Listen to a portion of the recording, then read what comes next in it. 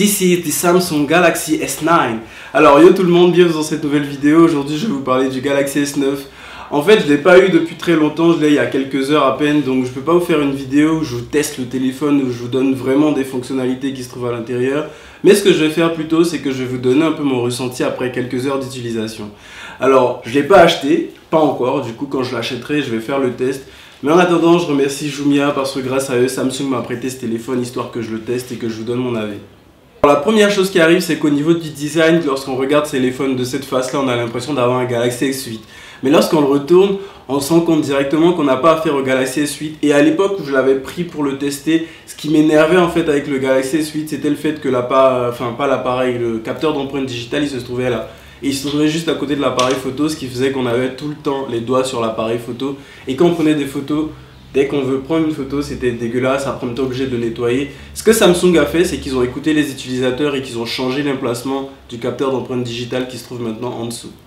Mais le design depuis le Galaxy S8 était vraiment magnifique, donc on n'a rien à reprocher à Samsung. Ce qui est plus intéressant, c'est à l'intérieur du smartphone. Dès que j'ai déverrouillé le S9, la première chose que j'ai faite, c'est que je suis allé dans l'appareil photo histoire de voir s'il faisait mieux que l'iPhone 10 que j'utilise.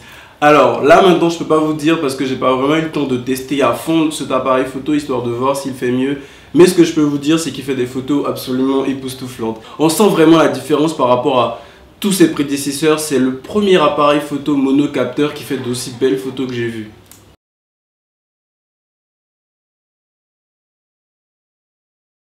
Ce matin j'ai attendu qu'il fasse jour, qu'il y ait beaucoup de lumière pour tester le mode super ralenti, donc qui a presque 1000 images par seconde.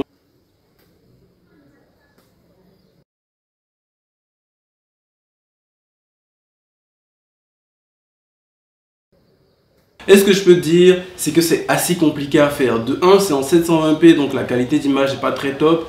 De 2, il faut une énorme quantité de lumière. C'est pas quelque chose que vous pourrez faire dans le noir ou dans la maison, mais que tous les volets soient fermés. Il faudrait vraiment ouvrir les volets, pour sorte que la lumière rentre énormément dans la pièce.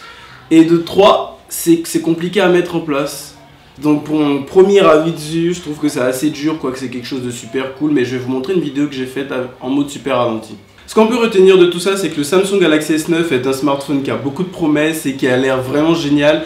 J'attendrai de le tester et de vous donner un avis concret sur le sujet. Mais en attendant, je vous ai dit tout ce que j'avais constaté dessus.